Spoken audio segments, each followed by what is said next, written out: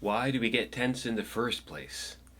So this is one of the most common questions I get as an Alexander Technique teacher. My students come for lessons and they are so tense in their bodies. This is what brings them to the lessons, right? It's uncomfortable, it's painful at times, it's leading to injuries like back pain and carpal tunnel syndrome and sciatica, TMJ, things like this.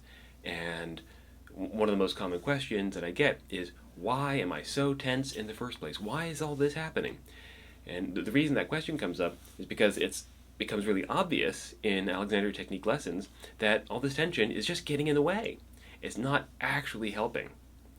And so this question is natural. Once you see that the tension is not happening, once you actually experience that firsthand, rather than getting sort of lost in the way that you normally do things, that is very familiar.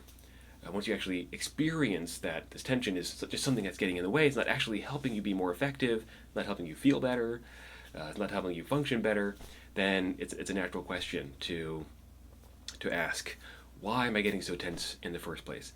So today I'm going to be sharing 4 main reasons for that tension, as well as 4 solutions to those reasons that you can start implementing today so you can feel and function better. So you can be rid of all of that excess tension and instead move more fluidly, feel more comfortable in your body, get rid of all that painful and uncomfortable tension that might be here or there in your body. Okay, so my name is Joseph Arnold. I'm an Alexander Technique teacher. I'm a violinist, an author, and also the director of the Soul Force Arts Institute. If you want to learn more about that, please do sign up for my newsletter at soulforcearts.com. All right, without further ado, you can also join my weekly Alexander Technique classes online through my Soul Force Arts community, which you can also find out about at soulforcearts.com. Okay, without further ado, here we go. The 4 reasons why we get tense in the first place. The main thing that's happening with excess tension is that this is a response to times of challenge, to activities that challenge you. And so for example, if something feels too fast, or it's very new, or it feels awkward to do, or there's a sense of time pressure, or it's kind of complicated, or even if it goes too slowly, or it means coordinating lots of different things simultaneously. All of these aspects raise the amount of challenge that you might experience in a particular activity, and the more of these you have, and the more intense they are, the more tense you're going to get. But you always have a choice, and you can start to unwind all of that unnecessary tension by simply pausing before you do something. So what this does is it gives your brain, your unconscious mind, time to coordinate your body movements, as opposed to just rushing in. And when you rush in, it's like you go into an emergency mode and all of your muscles fire at once in emergency mode, instead of just the ones that need to fire. And so so reason number 1 here is how you respond to challenge, and the way that you can unwind all of that rushing and unnecessary tension is to simply pause before you do the hard thing. Again, to let your mind coordinate your movements properly. Right? And I call it this magic pause, and I have a course on the magic pause in my Soul Force Arts community that I'm going to be expanding on, and I also mention it in some of my other videos here. So the second reason that you might be getting tense in the first place is this is just the way our society does things. If you notice, you look at people, a lot of people are really tense all the time. And this is because of our foundational worldview as a modern industrialized society. We regard ourselves, our bodies, our minds, our emotions, the things in our life, the people around us, our world, as things to be manipulated. Things to be manipulated. All right, so if you tap your fingers, for instance, back and forth, and you regard your hands as things to be manipulated, what do you notice? You probably get tighter. Your sense of space gets smaller. You're having less fun.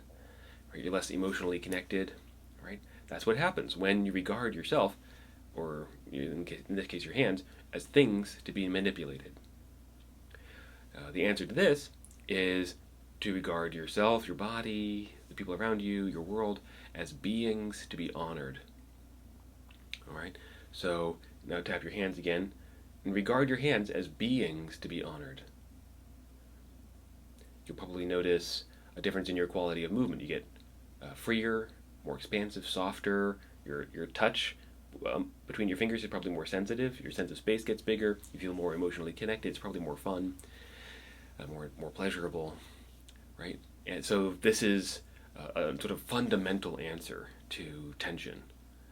It's your worldview. Do you regard your world as things to be manipulated or as beings to be honored? And so you can play with that. All right, reason number 3 is related to that. This is just something, because this is so widespread in our society, sort of foundational to the way that we do pretty much everything in our society. This is just what we absorb as little kids. When you were a little kid, you couldn't tell what was going to be helpful or harmful. You just absorbed whatever from your parents, from your peers, from your teachers, right? That was just the way we do things, right? And so it became the way you did things. And it didn't matter that it was getting more tight. You were helpless to decide about this this way of doing things, being so tense. And so, in other words, it's not your fault. If you're a really tense person, if you think of yourself that way, it's not your fault. This is just what you absorbed when you were little. And so the way to unwind that is just to remember that this is, again, just sort of foundational to our society, and you don't have to beat yourself up for being tense.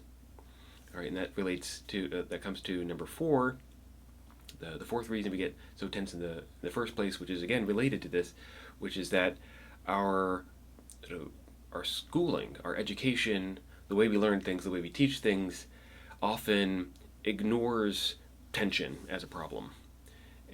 We're not very connected to our bodies in this society, and so we have these ideas that encourage excess tension. So just like in exercise, when so often when different exercises get taught, or when you're learning them, you have this idea that it has to feel hard, it has to be effortful to be proper exercise. Isn't exercise supposed to be hard? This is a question I often get from my students. It's like, well, yes and no. Really the question is, what are you ingraining into your body when you exercise? Are you ingraining movement patterns that make you really stiff and tense? Well, then you're going to get better and better at being stiff and tense. On the other hand, if your idea of exercise is to be strong and yet fluid, so you can move around more freely and more joyfully in your life, and for extend your longevity and all that kind of thing, then that's going to lead to a different mode of exercising. So a big part, one that's more fluid, for instance, where you do just what you need to get the exercise done, instead of everything all at once getting tense. So the way to unwind all of that is to notice your thinking, notice how you think about whatever activities you're doing, and include in your thinking the long-term impacts, the impacts on your quality of movement. Are you getting tighter or freer? Do you really want to be ingraining tightness through the way that you're thinking about X? Okay. So the underlying theme here in all of these solutions that are put forward by the Alexander technique is to reclaim your personal sovereignty. Even though these themes are, all these issues that I've been bringing up are so widespread in our society, so fundamental to the way that we see ourselves and the way that we do things, you don't need to continue to absorb it anymore. You don't need to act that way anymore. You have a choice. You have a choice about how you sit, how you stand, how you exercise, how you create, how you talk with people, how you respond to moments of challenge. You always have a choice. And so the fundamental answer here is about reclaiming that choice, not just going through life sort of automatically, but realizing that at each of these moments, at each of these challenges, you have a choice in how you respond. And I call that personal sovereignty. Okay, so I hope you found that helpful. And again, please do visit my website, soulforcearts.com. If you're an artist and you're interested in learning how to discover your artistic purpose, create more freely, and make art that matters, you can check that out. My book is going to be coming out soon, which is called Soul Force. Again, you can find out more on my website and check out my Soul Force Arts community, which is an online community and learning platform. Yeah, so I hope you found this helpful, and I'll see you next time.